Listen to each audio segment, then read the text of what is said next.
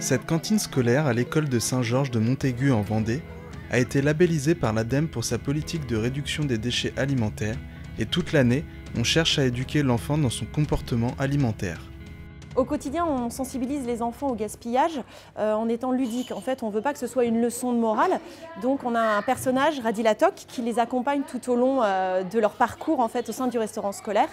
Donc, Radilatoc a des actions qu'on appelle anti-gaspi, qui va les sensibiliser aux quantités qu'ils vont prendre.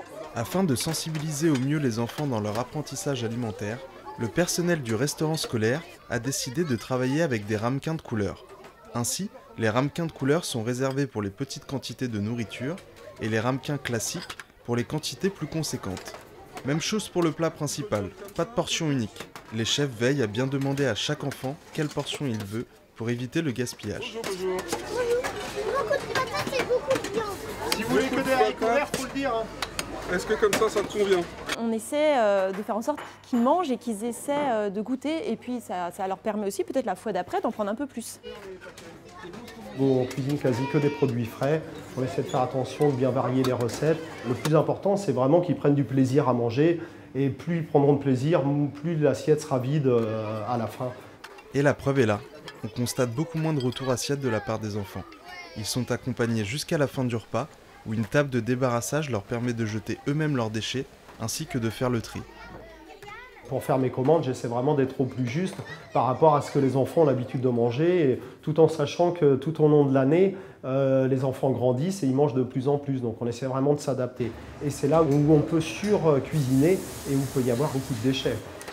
Afin d'être encore plus efficace, la table de débarrassage est dotée d'une balance électronique permettant de peser tous les jours la nourriture jetée et comparer les différentes journées.